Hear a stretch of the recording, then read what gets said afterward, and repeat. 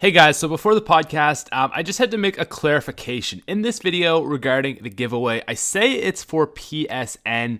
It is actually for Xbox. I thought I did Xbox last week. I actually did PSN. So the giveaway that I'm talking about in this podcast is for Xbox, okay? Not PSN. We already did a giveaway for that. This one is for Xbox. Leave a like and let's get into this video. What's going on, guys? It is Patrick here, and today I'm bringing you another episode of the SmithSquad Podcast. But before I actually get into anything, I have a giveaway promised for you guys. Now, last time we did this, we did a giveaway for the Xbox users, I believe it is, and now I owe one to all you PS3 guys out there. So basically, how this works is just go over to my Twitter, and sometime during this weekend, I will be tweeting out a card for PSN. Basically, all you have to do is just follow me to keep yourself updated, and we will be giving that out probably, I'm going to say Sunday, and I will tweet before I go ahead and do that because I don't want to waste your guys' weekend with refreshing. So basically, this is just kind of giving back to you guys for supporting the podcast and all that stuff. So there will be a giveaway on, let's say Sunday. Let's just go with Sunday for PSN cards. But enough with that. EddyTheChump is here. How's it going, my friend? I'm very good, man. Yeah, how's tricks with you? Things are good. Things are good. Summer's starting. I just graduated, so that's kind of interesting, I guess. Congratulations. Yeah, not as special as everyone hyped it up to be, but I mean, it is what it is. So we've never really talked before, which is always an interesting thing when you do a podcast if you've never talked to the person before. But I've been subscribed to you for quite a while now. I think I subbed to you around 2,000 subscribers for you. I don't know. That actually wasn't that long ago. That was probably 3 months ago. No? Okay. It seems like longer than that. I don't know how I found you. Someone shouted you out that I followed. And I gotta say, dude, you are one of the few people who, as a YouTuber, I really don't watch a lot of content. And I gotta say, you make some good stuff, man. It's really entertaining and it's thoughtful, which is nice to see in the Call of Duty community. Thanks very much, man. Yeah, I try and just I don't know, just entertain people. And if I wasn't sitting here making these videos, I'd be sitting here thinking the things that I say in them. So I thought, why not? Let's just do it and see if people like it, and they seem to. So that's good. Yeah, that's exactly how I am with this podcast. I'll just be sitting places thinking stuff. And it's like, man, I want to tell this to someone, and YouTube's such a good medium for that, to just go out and just put your thoughts out into the world. And even if one person or 10 people, 1,000 people and like it, then I think it's worth it, because I mean it's such a cool time. Yeah, I mean, I've often said, in some of my videos I made it like a why do YouTube video, and in the video I was just like, don't.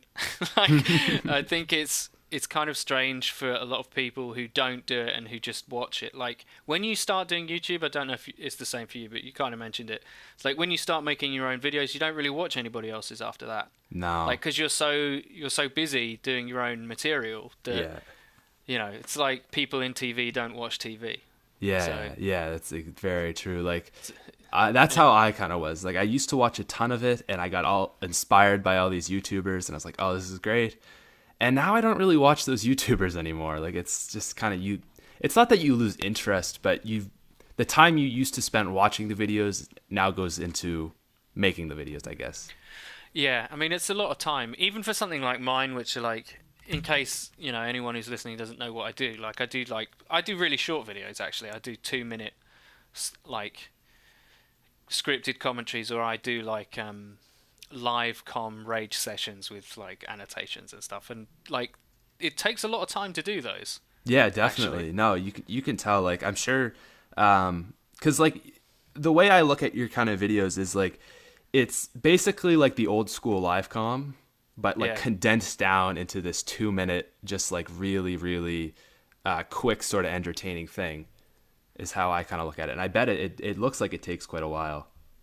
Yeah, I mean, some people are surprised by they're like, oh, I bet it takes you ages to write the scripts and stuff. And actually the script takes about 15 to 20 minutes to do. Oh, really? Okay. Yeah, and I don't I find it difficult to write unless I've got like a clear idea of what I want to say beforehand. So I don't make too many of them. Like I only upload like 3 to 4 times a week, because I just can't do any more than that. I'd like my brain just like with obviously my like real life work and stuff. It's a little bit too much. But yeah, I mean the scripts don't take as long as people think. It's really, I mean, not even getting the gameplay, but editing it down and making sure like everything's pristine. I've got a bit of OCD about like design and how stuff looks and all that kind of stuff. And I'm a complete control freak, so like even like the music in my videos, like the intro and outro music, that's mine. So I did that, and I had to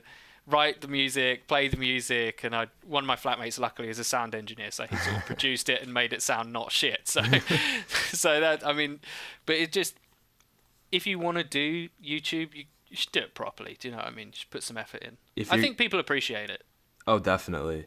Yeah, if you're gonna go into YouTube like at this day and age where 2014, the stakes are so high, you have to go all in. You can't half-ass it anymore. No, you kind of. I don't know. It's like I get a lot of. I don't know if you get this. I should imagine you do, but I get a lot of people saying, "How can I grow my channel?" Yeah. And I'm like, well, the number one rule is, you make entertaining stuff, you'll get an audience. Absolutely. Like that's it. And the days of just like recording a COD game and talking over it, in that format, are well and truly gone. It really is. Yeah, you can't do that for a full channel. No. If you have a video where you gotta like tell your subscribers an update, that's one thing, but you can't have a full channel that's just you talking. Yeah. Unless, I mean, maybe if you have an amazing personality, it might work, but those days are really gone. And I feel like not even much anymore, but the shift for a while was towards the funny moments stuff, like what KY or Speedy does, things like that. And even now, that's kind of over, and nothing's really, I don't think, has taken its place yet. But I think the number one rule is like you've got to, when watching your own content, you've got to ask yourself, would you sub to this person? Yeah. Like, take yourself out of the equation, like obviously because it's yours, you do it. Yeah. But like, would you watch this video again? Like, would you subscribe to the person? Would you want to hear what they had to say or whatever? And that's the most important rule, is doing that. And if you can't do that, and you can't say that honestly about your channel, you can't expect anybody else to. Yeah, I agree with that. But again, for some people, it's really hard to watch their own content if you kind of hate the sound of your voice, which I'm not like that. And I do agree with you, but I know a lot of people who like, it's not like, it's like, it's like, I don't know if this is good, This kind of people, like, it's almost like the videos you don't expect to be good go over really well, and then sometimes you like work so hard on this video and it's like a dud. Yeah, I mean, quite a lot of the time, the comms that I do, nobody likes. Oh, really? Yeah, and the comms that I just sort of like flippantly throwing away. Well, not flippantly throwing away. I mean, my comms are scripted, but like if I, like, because my stuff is generally comedic. Yeah. Anything that I laugh at, I find other people don't find funny. Oh, yeah, I see. Whereas if I write like a cheap, easy joke, and I'm like, I really shouldn't do that, that's kind of a bit hacky, like, people fucking love it. People love it. And it gets way better response than anything else, because you can't account for, I mean, it sounds like really snobby, but you can't account for taste. You really can't. No. You've got to think, like... And there's also the thing that comes into it. Are you making videos for other people, or are you doing it for yourself? Like, that's true. Like, are you, to not be pretentious, are you an artist? So you're producing work to fulfill yourself and your desires and your wishes, or are you, say, like an Ali A person who makes videos for his audience specifically? Yeah. Like that. I mean, that's, you got to decide. And you got to decide all of that really quickly, while also maintaining like an upload schedule that's regular and all this kind of stuff. So it can be tricky. Yeah, YouTube is very time consuming. It is. I never knew. Well, see, I've been doing YouTube for a long time. Like, I did it when I was younger, just kind of like I uploaded stuff and hope people like it. But there was, I was like 14, 15. There really wasn't much method to it all. And then last year, like when I started this channel, I realized like how time consuming it is.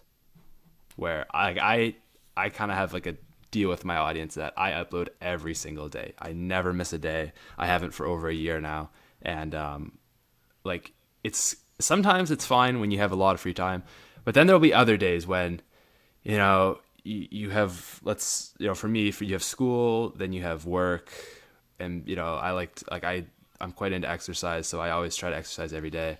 Yeah. And it's like, man, I gotta make a video now. So yeah, it's kind of, I don't know. Like a lot of people think that the videos are short by design, but it really isn't. It's down to practicality. Like I can't write longer. Like I get a lot of this. I love your videos, but they're too quick. I can't understand what you're saying. Like you're condensing so much into such a small space of time. And I'm like, well, just watch it again. Yeah. But really, the reason why I did that was because I just didn't have the time to write more material. I didn't have time to edit longer videos. Right.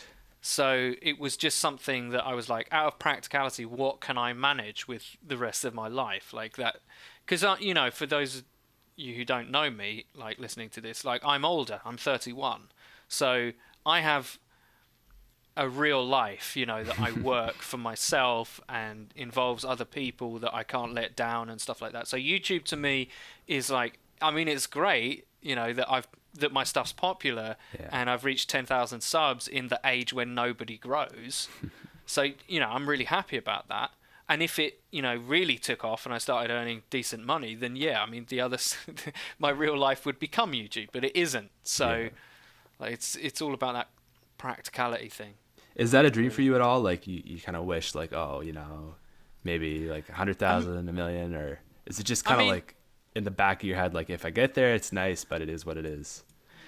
When I first started, my dream goal was 10,000. Like I've always said my whole time, like, because you're legit at that point, I think. Yeah, definitely. I think 10K is the lowest amount of subs that you can have and call yourself legitimate. Yeah, you've got it going on now. You're serious like about you're not a YouTube nobody. Yeah. Right? Because I swear people go on people's channels and decide to sub whether or not you've got subs already. Yeah. Like I swear that's part of the decision process into whether they're going to sub to you. And I think when you're below double digits, like people look at you differently. Yeah. They look at you as kind of. You mean double digits in the 10,000s? Yeah. Thousands, so, yeah, thousands. Sorry. So like, if you're below 10K, it ties into how people see YouTubers, right? So YouTubers are celebrities, right? With like fucking like when you get to like popular. Yeah, like when you get to like 100K and above, you're like a fucking celebrity. Like you'll go to a gaming convention or people will ask you for your fucking autograph. I mean, that's so fucking crazy to me. Like, has that happened to you? No, it hasn't happened yet because I haven't been to a gaming convention since my channel kind of grew. Yeah, so but you UK guys, I know like. Since the UK is so small, it's it's a lot easier for you guys to meet up. Like I know a guy, he has like 37,000 or maybe like 39,000 subs, and like he knows Syndicate, Ali A, and all these people just from the fact that like the UK is small enough that if there's one event, everyone can go to it. Yeah, I mean that's a good advantage. I mean I met Fearcrads, Weagle, and Somulus. Okay. I saw Ali A, but I didn't meet him. But like at Eurogamer last year, like at the Ghost booth, because I got a press pass. Oh yeah.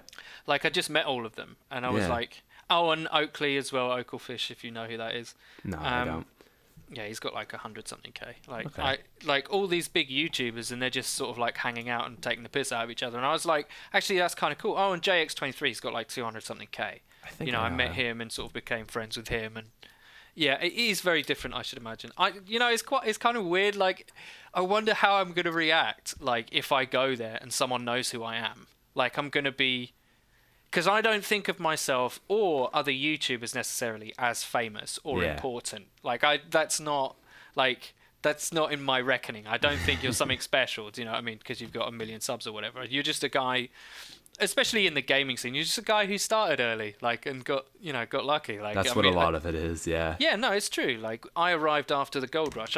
Like, someone said to me, a big YouTuber, I won't name him, but he was like, if you had done your content when I started, you'd be on 1 million plus by now. Yeah, I would agree with that, dude.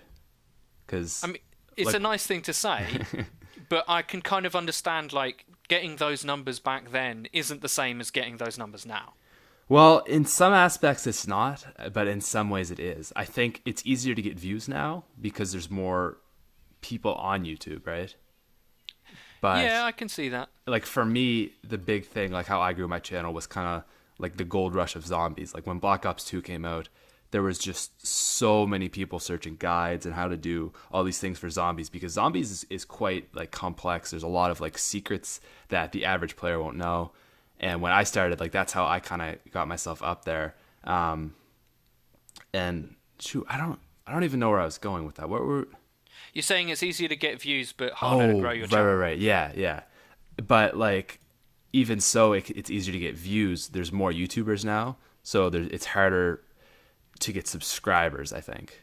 Yeah, if that makes sense. I would agree with that. And I also believe that the way that the YouTube algorithm works and the search engine and the way that the front page is designed makes it much harder for new people to become big. Yeah. I think that's fairly indisputable, because if I use the same SEO techniques as Ali A, I still won't be, near the top of the searches, because he's popular, he gets more minutes watched, which is actually what is the most defining characteristic of whether you turn up in the search engine. It's like retention. how many minutes have people watched aggregate of your video. Yep. So even if I did exactly the same as him, my videos are shorter, less people see them, so they're going to be less relevant. Right. And there isn't the same, like, get on the YouTube front page that there was back in the day, when people talk about the golden age, like the Modern Warfare 2, Black Ops 1 era. That was the golden age of COD and gaming on YouTube.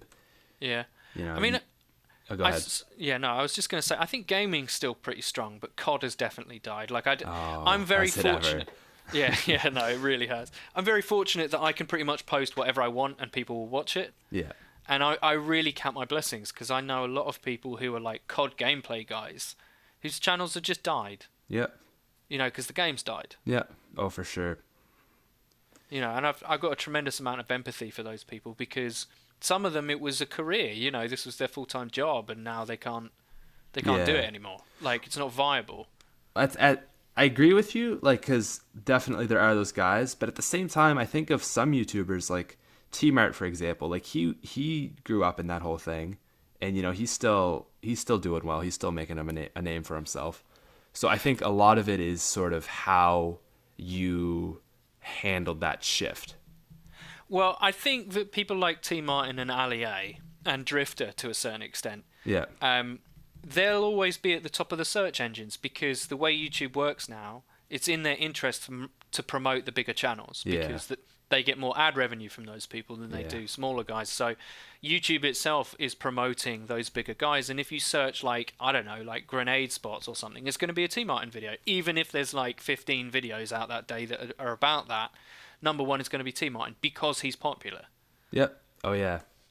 It's unfortunate, because it is just a total system of the rich get richer, and when you're starting off, like, you have like 10 subscribers, man, is it hard to get up in the front page for any sort of video. It's impossible. Impossible. Yeah, no, it literally is. And like, you just gotta hope on luck that you get in like a suggested video or you meet some people. I mean, I haven't had a single viral video. Not one. Like, my most viewed videos got like 8,000 views. Yeah. But I've only got like 10,000 subs. So for me, that's pretty good. I'm like, damn, that is really crazy. Yeah. I mean, I average about 2,500 to 3,500 views on 10,000 subscribers, which is huge. That's very impressive. Yeah, it's like I think it's just a case of, like, I've got very loyal subs and all that kind of stuff. Yeah. But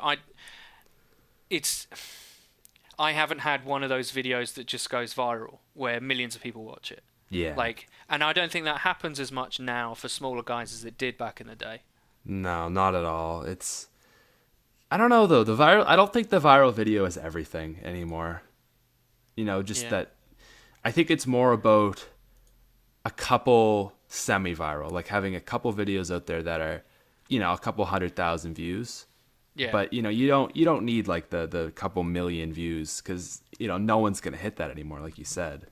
Yeah. It's just impossible. But or the big guys will hit it, but the smaller guys won't. Well, yeah, they'll hit it like every video for, they hit 1 million views every video. Could you imagine? That'd be amazing. Yeah, it's crazy. It is crazy when I think about it. Like, I'm really proud of what I've done, and anyone who gets to 10K, I think it doesn't matter what your content is. I think you should be proud that at some point 10,000 people have clicked that subscribe button. Yep. Like it's not nothing, No, not at all. But then on the other hand, like when you look at the big channels, you're like, holy fuck! Like these people are just like it's another world, Yeah. And everyone thinks that people on YouTube, it's all kind of the same. Oh, that YouTube money. It's not. It's a totally different world. Yeah. Like it really is. Yeah, for sure, for sure. So you are self-employed.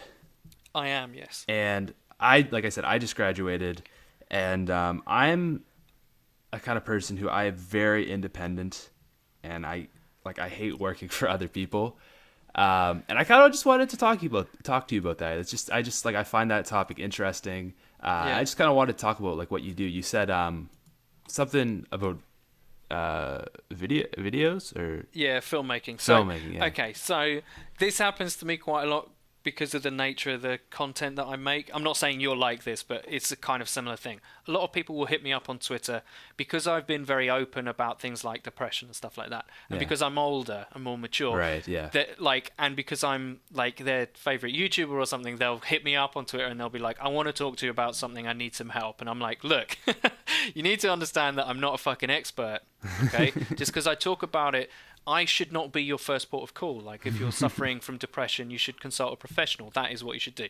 But anyway, when it comes to being self-employed, I'm not... I will talk about it, that's fine, but I'm not, like, wildly successful. But, I mean, you gave me a little clue when you were like, I don't like working for other people, and that's the most important thing, is that I couldn't stand growing up being told what to do by someone who very egotistically I thought I was smarter than. I cannot handle it. I cannot handle being told what to do or having my time wasted. I'm so egocentric that I consider my time worth something. Yeah. And if someone tells me to do something that I know is incorrect, I'm just like, it doesn't matter that they're the boss. I'm just like, no, you're wrong. Yeah. And that hasn't served me terrifically well in the workplace. I've got to be honest. So for me, I think if you're that kind of person, I'll just go as far out and say this. I think if you're the kind of person that starts a YouTube channel, that wants to do their own thing, working like a conventional 9 to 5, and being employed by somebody else and being a worker isn't for you. Yeah. Because at some point, everyone I know who should be self-employed has had a moment like this. You're at a job and you're just like, it's quite normal for you to just not be thinking about what you're supposed to be doing. You're just off somewhere else. You're like, oh, I wonder if I could do this. I wonder if I could do that. And you're thinking about your endeavors, not where you are and what you're doing. And I think if that characterizes you, then you should really look into doing something for yourself, because ultimately you'll be more happy. That's really funny that you say that. Yeah. Because last night I for some reason my scheduling on my video was wrong, so I went off last night. I was at work, and I work at a golf course, so it's pretty low key. But I was hiding in a shed on my phone, trying to unschedule or privatize the video that went up, and like upload the other video that was supposed to go up.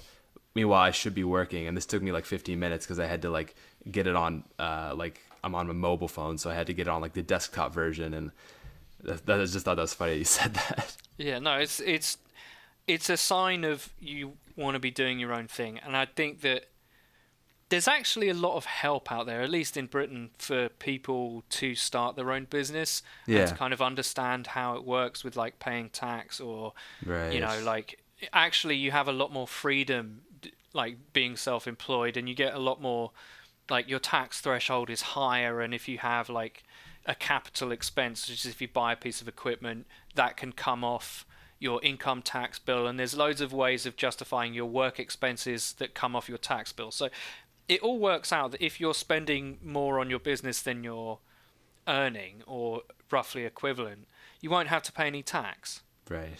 So it's actually a lot more efficient to be self-employed and do your own thing. You just have to learn how to do it properly. And the number one thing is, most people have to find out the thing that they want to fucking do, because a lot of people don't know. Like, they don't know. Like, it takes them going to university to kind of really figure out exactly what they want to do, and that's fine. Like, you know, I get a lot of people saying to me, well, I don't know what I want to do, because my channel's the kind of channel where, like, I don't want to be the kind of advice guy, right? You know, because it's mostly dick jokes, right? I'm like trying to take the piss out of stuff. Yeah. But I do, like, skirt the edge of talking about serious things. So I do attract these kind of, like, questions, and I'm just like, look, it's okay to not know what you want to do. No, that's number one. Like, don't give yourself shit for not knowing what you want to do. The best thing you can do is try shit out, actually. Yeah. You know, like, that's the honest truth. And be prepared to be poor for a while, because, like, I mean, that's I see what you mean. Like, you're gonna have to accept that there's gonna be sacrifice in getting where you want to be, and a lot of people want everything. Like, they want the successful business, and they don't want to be poor, and they don't want to work hard. I'm not saying this is you at all, but, like, it's a general assumption that, oh, I'll make my own business and it will go swimmingly. Well, actually, most new businesses fail. Yeah. And that's fine. You just got to learn how to pick yourself up from fucking up, which I've done numerous times in my life. So, you know, I mean, yeah, because I'm in a weird situation that I'm only 18, and like through YouTube, I've already kind of figured out, like, oh my God, this is so much better doing these videos than it is going to work, right? Yeah. And there's, like, I think a lot of people, how they figure out they want to be self-employed is they're, like, in their 20s, and they're, like, you know, working for someone, and it's like, oh shit, I don't want to do this. Like, I can't do this the rest of my life. And it's like, man, it's going to be hard if at some point I do have to get a job just to keep myself kind of, well, I'm sure I will, obviously. And, you know, just keep myself going as I work on some other project, because I don't know, like, I work at a golf course. Like I said, it's really low key, but even that, like, I hate when my boss tells me what to do. Yeah. Well, it's a clear sign that you should be doing something for yourself, I think. Yeah. I think if you have a real problem with authority, you know, you should do your own thing. But be prepared to accept the thing about being self-employed is it's the ultimate it's the ultimate in taking responsibility, because eventually everything comes down to you. Yeah. And you have to shoulder that. And if you're the kind of person that's okay with that and can accept that and deal with the inevitable suffering that will occur, then you should be fine. Well, my general observation is it definitely is more work to be self-employed, but the yes work and is... no. No? Okay. It is, because you got to run the business and you got to do your own tax and all that kind of bullshit. Yeah. But you have a lot more free time, because That's the thing, yeah. Because you don't. I mean, this is just me. Like, I went self-employed because my worst thing in the world is having to be somewhere. I fucking hate it. I hate, like, if I've decided to go into it, say, like, I have a work meeting for a client that wants something filmed, that's my decision. Yeah. I've entered into that. And that's okay. But I hate having to be somewhere. I just hate, like, on a Sunday night, knowing that I have to be at work tomorrow. I hate it. I can't stand it. And not having that and having less money is preferable. Like, to a lot of people, they want financial stability and all that kind of stuff. I don't care so much, because I'm not that much of a consumerist. Yeah. Like, I'm not into, like, fashion. I don't have expensive taste. The things that I like are, like, tools. So I like buying computers, and I like buying stuff that does stuff. Like, that's where I spend my money. I'm not really, like I say, consumerist. So if you are, like, you like your fucking, your box fresh fucking Jordans, then being self-employed is probably No, quite I'm difficult. not much of a Jordan guy. Yeah, no, but I'm just, this is just. I get where you're coming from. No, I that's how I feel too. Like, I'd rather make less doing something I want to do for myself than really make more and hate it. I don't see the point, because, like, aren't you supposed to enjoy your life? And Yeah. Working 50 hours or 40 hours a week for something you hate, and then it's like, okay, now I have all this money, so now I'm gonna go spend it, and then to make myself happy, which you're not really making yourself happy. You're just kind of like filling a hole of, just hatred and stuff. I don't know how you can be happy just like living for the weekend. I can't do that. That's not, because I'm a fucking, like, introverted existential person, like, if that's even fucking possible. Like, I'm a thinker. Like, I sit here and I think, and then I do something. Yeah. Like, I can't do that. That's just not for me. And it was never clearer than when, I've spent time on benefits, I've spent time unemployed, and I've spent time being a fucking loser. But I've also spent time, filming, like, amazing films, and I've spent time editing commercials. So my life has been so crazy. I just decided, right, well, I just want to do it for me now. My time of, like, being someone else's bitch is over. Right, yeah. Because it's not an enjoyable... I don't find that philosophically an enjoyable place to be. I am a resource for someone else to exploit. Fuck that. Yeah, that's the thing. That what is that quote? It's like, if you don't work for your own goals, someone will hire you to work for them, or something like that. Yeah. Yeah, that's what it all comes down to. Is, yes, you're gonna work for someone else. You might make money, but are you really gonna be that satisfied helping someone else build their own business? Yeah, you're just making someone richer. Yeah, exactly, right. And it's funny, like, once you kind of understand that that's the way that the world works. It took me ages to kind of, like, fully grasp that. But that is the way that the world works. You're either the guy that is the guy or woman, I should say, who is making the decisions, or you're the guy or woman that they tell to go and do. Yeah. And yep. Aside, all ego aside, like, I'd much rather be the person making the decision. Yeah, well, it's like, why not, right? Yeah. I mean, you only unless... get one, as far as we know, you only get one of these lives, right? Yeah. Like, so why sit there fucking... Oh, can you go and get my fucking cappuccino order? Can you go... Fuck off, man. Like, I'm a human being with thoughts and feelings. Why am I being someone's dog's body? I can't handle this. Yeah, man. I had a thought. I just lost it. But like, see, for me, it's like, it was so hard to come to this realization, because all the way through school, it's like, there's just this constant thing of, what are you going to work for? How are you going to get a job? What do you want to do? Who do you want to work for? Oh, you want to be a doctor? Oh, you want to be a teacher? You want to be a lawyer? And it's like, because, teachers are obviously people who have a job, and you're around them 100% of the, so much of the time, you're just thrown into that mindset of, oh, you have to get a job. There's no other way to do your life. And then I read a book on the subject, and I was like, oh, there's this whole other thing out here that no one's really showed me before, because everyone I'm around is either, adults who have, like, friends who probably have jobs, or, kids who don't obviously have jobs, or teachers. And all these people have jobs, and it's like, oh, I didn't know about all this other stuff.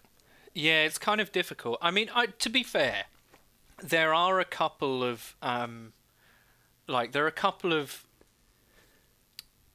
what would you call them, vocations that I think are really worthwhile. And actually, oddly enough, I think teacher is one of those. Like, oh man, I agree. I don't consider teachers to be, like, worthless. Like, there's a lot of Canada's not so bad, but especially in the States, I talk to a lot of my American friends, and they're like, they complain about teachers and they're striking for better pay, and I was like, you don't fucking understand how important these people are. Like, you have no grasp of just the role that they fulfill. And if, like, there's honor in being a teacher, actually, I think. Like, you're helping young people grow. Yeah, like, you're constructing the minds of a young person who is the future.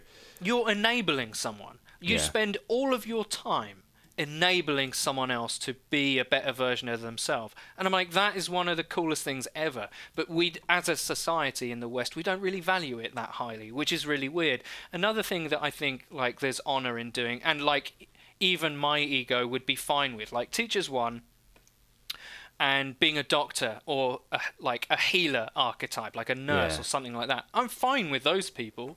Like, that's, like, you're working towards the greater good. Like, that's, you're doing what you should be doing, as far as I'm concerned. Well, yeah. See, I'm not trying to say, like, those are bad jobs when I say that. I just mean, you know, they say, like, oh, you have to do...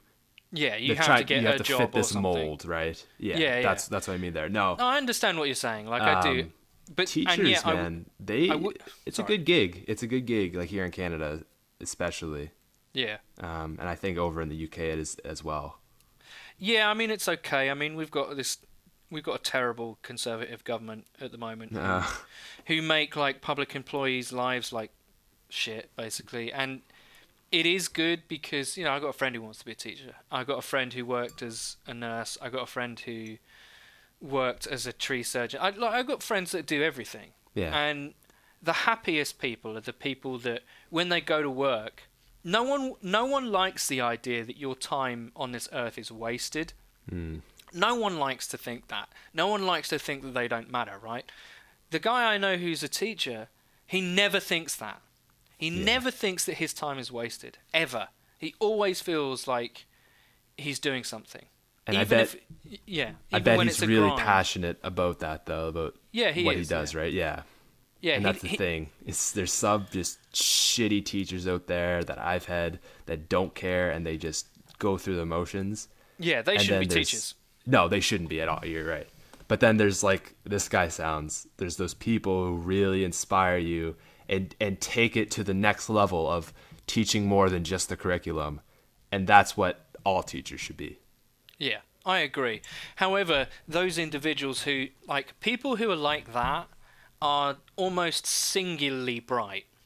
So teachers like that are, more often than not, highly intelligent people themselves, right? And they've recognized that actually doing this job is incredibly important. Yeah. The teachers who don't give a fuck are the teachers who probably aren't that bright. Right? Yeah. And this is just another job where they're, you know, some people, and there's no value judgment in what I'm saying, some people really like being told what to do. Yeah. Some people like not having to think. Like, that's what some people like. And that's fine. But it's not that suitable for being a teacher, I don't think.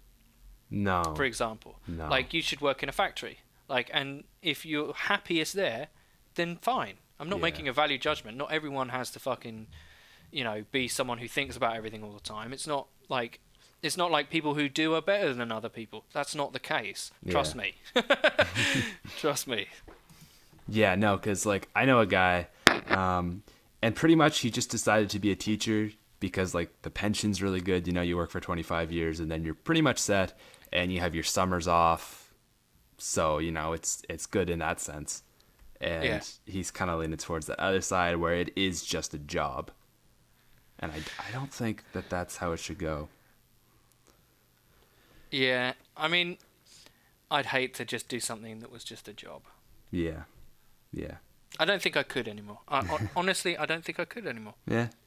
No, that's good, dude. That you found something that you can do, and you know, be your own sort of person. I think. Yeah, I think for people who think like that, then it's the only option, really. I think. Yeah. Yeah, definitely. So the other thing I did want to talk to you about briefly is just a little guitar. So you have done all your intros and outros on your own, which I think is pretty cool. And like, I play guitar, and that's something I never thought about doing.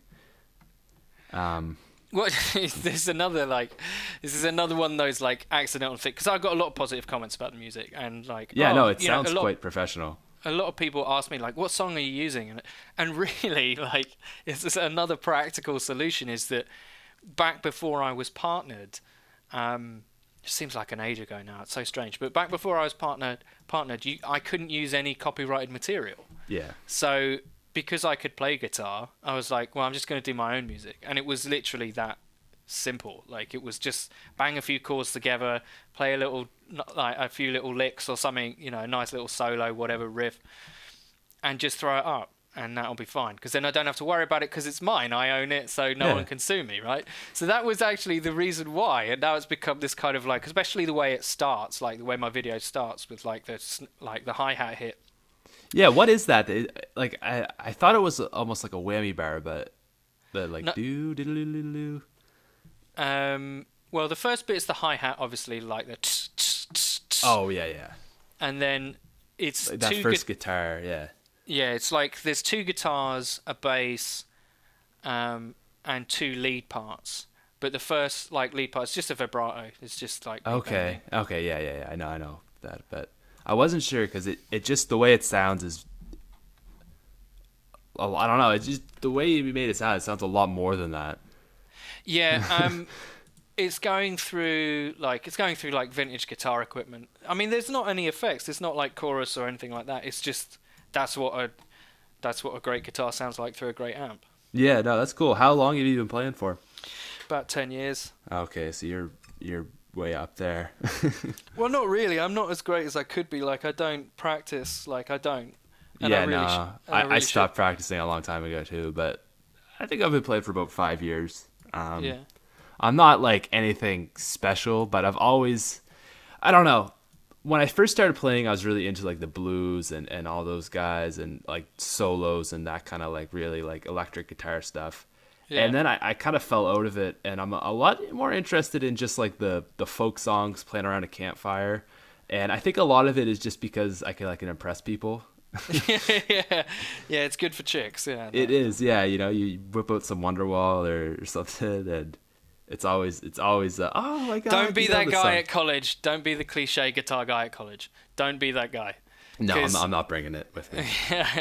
Like, by all means take it, but don't be like just like, I don't know. It's a meme. Like, the college guitar guy is a meme. You know, like Yeah. No, and Wonderwall is like the most classic. Yeah. Like song for that meme. No, I wouldn't be able to fit it in my dorm room, so it's not worth it. Oh right, okay. Yeah, I'm only like an hour away from where I live next year, so it's it won't be like a huge At least problem. when you come home for breaks, it won't take that long. Yeah, exactly. It's kind of nice. Did you go to university? I did, yeah. I studied film. Oh, okay, and that's kind of how you got into that. Yeah, although my course was much more sort of like critical film theory, like how to view film and stuff like that. Which at the time I just thought, I don't care about any of this. I want to learn the practical, like I wanted to be a cinematographer. Actually, is what ages ago is what I wanted to be, because I studied photography at sort of like college. So that's what I wanted to do, and it's to a certain extent still where I'd like to end up. And obviously doing my own filming stuff, I'm going to do it. Whereas currently it's a lot more just standard like filming interviews and stuff. But at a certain point, I want to do like drama and short films and stuff, and that's what I wanted. But I studied like film theory, and then when I finished uni, I had like the customary like absolute cliche 8 months of pure despair. Yeah. Like pure, like just the worst depression I've ever had in my life. Yeah, I got a friend who's going through that right now. Oh, it's the worst. He's just man. out It's of the university worst. looking for the job. Oh, it sucks, man. It's the worst, because you just feel more worthless than at any other point in your life. Like, you just feel totally unvalued. And the sad truth is about the world is that a lot of jobs don't give a fuck. Like, they don't give a fuck, because so many people have got degrees now, especially in like bullshit subjects like film. Nobody gives a fuck. Yeah. Like, a lot of people would prefer like training and practical knowledge and experience and all that kind of stuff. So you've got this like school debt, and you can't get a job because everyone has devalued you, and it's just the worst depression ever. And during that time, I taught myself special effects and animation. Yeah. I just taught myself it because I just thought it was cool. And then like I started getting good and I started putting like a little show reel together, and I got the first job in London. Like right in the middle of London's film industry, the first job I applied for, I got. And like no one I know has such a lucky story. That is so lucky. That's like going to LA and getting a job in a studio immediately. Because that's basically what I was doing. And it was so lucky. But again, I should have known to be self-employed even back then. Because what did I do? I trained myself. Like I didn't wait for anyone to give me a job. I was just like, well, I'm sitting around doing nothing, so I might as well learn to be good at something. The basic rule of like being self-employed is if you're good at something, there will be a place for you. That is the best piece of advice I can give to anybody.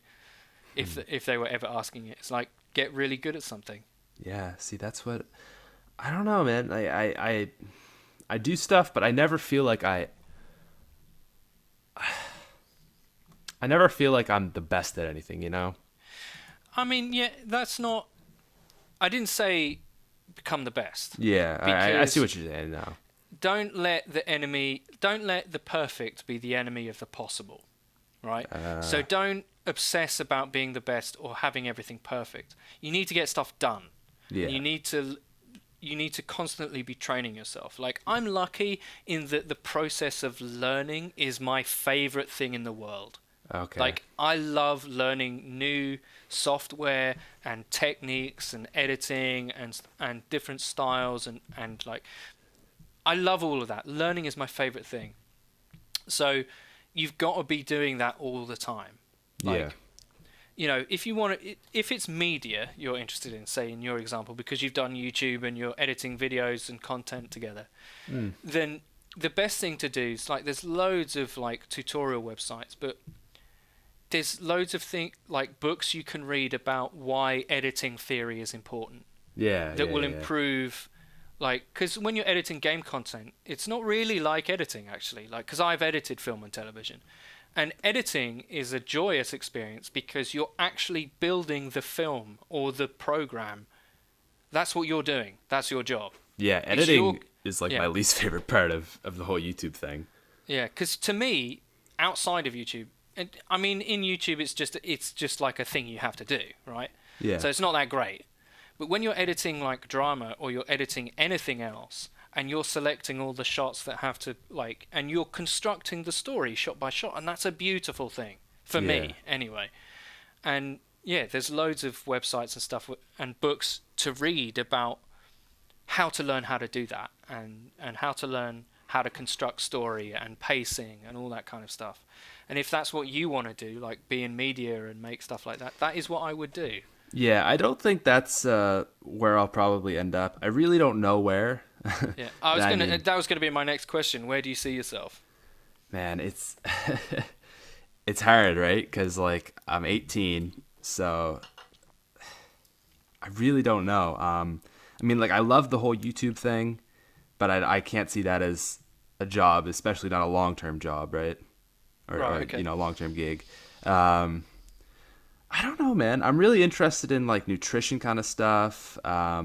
Just like the way the body functions, you know, like vitamins, drugs, all that kind of stuff. But I really don't know where I'll end up.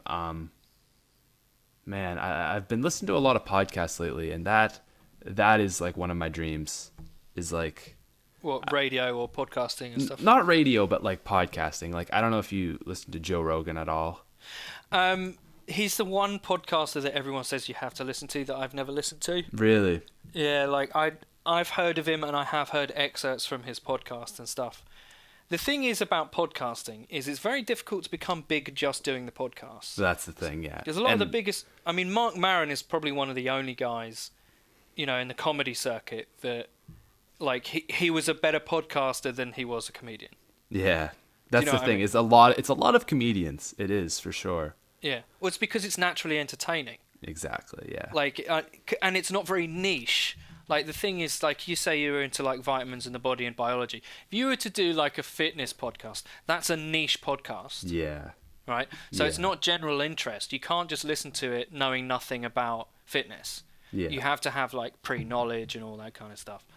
And I think where you become successful, I mean, doing a niche podcast is great. You just have to be the best at it, because there's, you know, like there's a finite audience, and there's some big players out there already, I assume, because I don't know anything. No, I have no idea. But I assume there's like it for people into the same stuff as you, and if they listen to actually, that's a good point. You need to do market research and find out if people who are into fitness also listen to podcasts, because they might not. That might not true. be. It might not even be a thing that they do. Yeah, that's true. Like, and I mean, that's just one small thing. Like, there's, you know, a lot of stuff I'm into, but I don't know, man. I know I'll figure it out, you know, eventually, because the one thing I tell myself is all the adults of the world have figured something out. Well, you know, to some extent. So why wouldn't I? But that's what I tell myself, anyways. Yeah, no, it's a good way to be. Look, you know, without getting all fucking philosophical or anything. Oh, no, go ahead. I'm all about that. All right, there will be moments where, like, you won't know what the fuck you're doing, and you will question, am I doing the right thing? Should I just be fucking doing something else? And there's a great quote by my all-time hero. Like, Jimi Hendrix has a quote where he says, the people that make it aren't necessarily the most gifted. This is fucking Hendrix saying this. It's hilarious. The people that make it aren't necessarily the most gifted. They're the people that just don't stop. Yeah. And that is the truest statement ever. Like, there will be moments where you're sitting down eating fucking 50-cent ramen noodles, and that's all you can afford. And you're doing this thing, and it looks like it's going to go nowhere. And you'll just be... And you'll have mates who, like... They'll be 25, they've got good jobs, maybe some of them are having kids, and you just feel like a fucking failure, right? And I promise you, if you do your own thing, those things will happen. And it's at those points that define whether you become a success. Because it's difficult to do your own thing. That relates to YouTube as well. Yeah, totally. Like anything that is individualistic. Like, I'm sure you've had your moments where on your channel it's like, fuck this, man. Yeah, I had a phase around like 1,500. Yeah. Where I was just like, oh, I just don't know if I can do this. Yeah. Like, it's a secondary thing. It's like a hobby. And then, like, the terrible thing about YouTube is it sucks you in. Like, it sucks you into, like, being successful and being popular is kind of a nice feeling. Yeah. Oh, yeah. So it kind of makes you want it more. And then when, like, you're not Ali A, or you're not Syndicate, or you're not these, like, big people, you're like, oh, that would be nice, right? And you can't see a way out of it, and you can't see what to do, and it just sucks. It just sucks. Oh, my God. But even if you lost, if you lost what you had right now, if you, let's say you quit, you'd miss it, even if it is only 10,000 people, God, right? Yeah. Like, because, I mean, when I'm not... I mean, my life's kind of really cool, actually. I can't complain. I don't earn a fantastic amount of money, but, like, if I'm not hanging out with a beautiful girl that shall remain nameless, like, and I'm punching way out of my fucking league with this girl. It's amazing what doing your own thing and being self-confident will do for you. I'll just put it that way. Like, it does just make you more attractive, I think, if you're that kind of person. Yeah. So if I'm not hanging out with her, like, who I also own a business with, because she owns half the business, we work together. Okay. Like, if I'm not doing that, then I'm thinking about YouTube. Yeah. And they're the two sort of pillars of my life. Is like work and fun with this girl and YouTube. Yeah. And if I didn't have YouTube, I'd really miss it.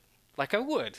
I know I would. Yeah, I learned that lesson really quickly because, like I said, I used to have a channel and I had like 800 subscribers that I worked for like a year to get. Now, keep in mind, this was years ago, so it was probably like the equivalent of maybe 5,000 subscribers now, just with inflation and all that stuff. And I quit. And like a year later, I was like, man, this was the stupidest thing I ever did. Like, I enjoyed it so much, and I just quit because I wasn't getting where I wanted to go. And then that's kind of why I started the gaming channel. But like from that, I learned like never quit, because if I do, I know I will regret it so much. I made a commentary like when I had a really bad, serious bout of depression I've had quite a few during the YouTube career. I mean, I just suffer from it. It's just one of the things you have to deal with in life if you have it. And I had a really bad one, and I just sort of came out of it like. The worst thing about depression is that it just robs you of your motivation to do all the things that you love. That is the worst thing ever. And if you don't know, like, the woman that wrote Harry Potter, J.K. Rowling, suffers from depression. I didn't know that. Yeah, she does. Okay. And the characters of the Dementors were her materialization of depression. Wow. So the Dementors, I'm sure you know this, but they suck all the joy from someone, so they can't feel happy. And she's like, that is what depression is like. And no one has ever made a better simile or metaphor for depression. That is perfect. It's absolutely perfect. And I had one of those, and I just thought, no, I'm going to do something positive, and I made a video called "Just Don't Quit," like, because you won't get anywhere. You'll just quit if you do. But if you if you just hang in there, like, and go through the pain, you'll be better for it. That's why. Well, it's like this. You've come this far. You've spent this much. You've invested this much money into your channel, or whatever reason. Why would you quit now? Yeah, exactly. That's what I tell myself if I ever feel, down because I'm not getting enough views or my sub count growth is slowing down or whatever. I just tell myself, why would you quit now? Yeah, why would you? You've put over a year's work into it.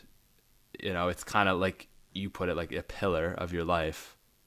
What would you gain from that? You'd just be shooting yourself in the foot, because then you'd have, like, I'm gonna have, like, if I quit, I'd have all this free time that I truthfully wouldn't know what to do with. Like, what do I do? Watch Netflix? Like, not that there's anything wrong with Netflix, but I don't want to watch Netflix like for 4 hours every single day, because I'd get bored. That's not what I'm like. I can't do that. I think watching Netflix for 4 hours a day is suicide watch territory. I think like it's not the route to happiness at all. No. But dude, no, it's like part of the reason I did have you on here was because I wanted to talk about that whole self-employed thing and just kind of like life in general, because it's good to just talk to someone else about those things. Yeah. It's like about anything really. Same applies to YouTube. Like, that's what I tell people who are starting out. So I say, meet other people, talk to about it, share your ideas, bounce ideas of each other, share your problems, because I'm sure they've had similar problems and all that stuff. And it's just good to know that you're not the only one out there. It's a horrible feeling to feel alone like that. Yeah, that's how I felt my first 4 months of YouTube. I didn't try to meet anyone. I thought I was going to do this all on my own, and I don't need anyone else, and I'm this hurdy-durdy-dur independent person. And then I joined a gaming channel, or a gaming community, and that really helped me. Just being able to talk to other people is so encouraging. Yeah, it's very constructive. I agree. Yeah, for sure. So that's pretty much your time, but we have a little bit left. So here, we'll finish this on all right, this is just a random kind of question. What is a time you laughed and shouldn't have? And I'll give you some time to think. I'll go over mine. Okay. Which is kind of awful now that you told me that you've had depression, because I'm going to sound like a complete douchebag. Oh, no, don't worry about it, dude. It's funny. Depression is funny. I'm a comedian. Like, I make comic material. Depression is so funny. Okay. So, in grade 10, which was, I don't know how the UK system works, but 2 years before graduating, I was in a class, and my English teacher was explaining stigmas to me, and he goes, like, I was like, I don't know what that is, and he's like, basically a stigma is like, there's a negative attachment to whatever. So there's a stigma with depression that it's not just a disease, I guess. Yeah. Is that right? Yeah. And he's like, so for example, when kids break their legs, they're like, oh yeah, I broke my leg and I had to go to the hospital, all this stuff. And he's like, you wouldn't go to the hospital, you wouldn't tell your friend, oh yeah, I had depression and I was really sad and all this stuff. And like, everyone, as he explained that to us, he did it a lot better, but everyone was super serious. And as he said that thing about like, oh yeah, I'm really excited about depression, I just like gave out this huge like smirk, And like, everybody looked at me like, you are such an asshole. Right. You broke the social norm there. Because I was like, yeah, like that's how I kind of like. I like that mentality is like, look at things with a sense of humor, because if you don't, the world sucks. Yeah. Well, it's the whole sacred cow syndrome, isn't it? It's like if you make things sacred and like you can't you make something exempt from satire. Yeah. Then you kind of, I don't know, when people do that, it makes it more funny to me. Like if you take something like ultra fucking seriously, like the other day, like the USA obviously went out of the World Cup. Yeah. And I was giving, like, because I got a lot of American followers, I was giving them shit, right? And I was like, I had one tweet that just went ridiculously viral, like it went huge. Oh, really? Yeah, and I said, like, because there were loads of people saying, like, oh, we played really well and we just narrowly lost. And I was like, now you're seeing why football is the best sport in the world. Better late than never, just like World War II. Right? to which like, I got retweets by loads of big UK YouTubers because they found it funny. But I got a lot of American guys coming back and being like, fuck you, man, you superior prick. USA kicks Britain's ass and all this kind of stuff. I was like, you've made the USA and your patriotism a sacred cow. Yeah. You can't laugh at yourself about this. Like, you've made this sacred. And that's the problem, is that to me, now you're funnier than if you'd just been like, if I didn't even know you existed. Like, you're now funny to me because you're getting protective over this thing that you're not really in control of and is a bit silly anyway. I was like, this is what's called banter. And this is part of football. It's our duty to kind of gently take the piss out of you. Like if you did it to any other country, it's kind of like, just accepted. Yeah, I mean, like there's like French people that follow me and like German people that follow me. We make fucking World War II jokes at each other.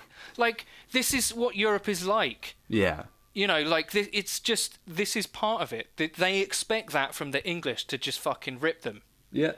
And we expect you to do it back. It's not like we want it one-sided and then we'll get offended if you crack a joke about us. We expect that. So I don't know. The amount of times I've laughed when I shouldn't would probably come down to saying something like that, like attacking a sacred cow. Right. Like, I was an atheist from a very young age, and in Britain they make you take religious education. They're not trying to make you Christian. They're just teaching you about religions. Okay. And we had I think our teacher was actually because he was religious. I think he was Jewish. He was telling us about the Torah and all this kind of stuff.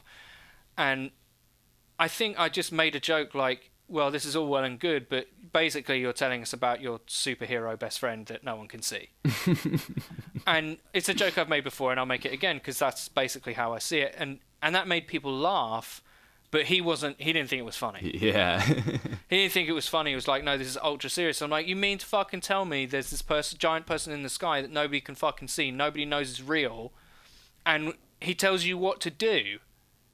And you got to go give the building that he supports money every Sunday or you'll burn in hell. Yeah, like, what? I mean, come on, this can't be serious. Yeah. All right, well, there we go. We'll end that on hating on... Sorry, religious fans. Hey, man. Just got to have an open mind is what it's all about. Yep. Just got to have an open mind. But, dude, thank you so much for coming on. That was awesome. No worries, dude. I really appreciate that. I guess people can find you over on your YouTube channel. It's just EddyTheChump. Yep, EddyTheChump, and Twitter is the same. EddyTheChump, all one word. All right, yeah. There'll definitely be a link in the description. Cool. I think that's all we have there. That was SmithSquad Podcast episode 12, I want to say, but hey, it might be not 12. Who cares?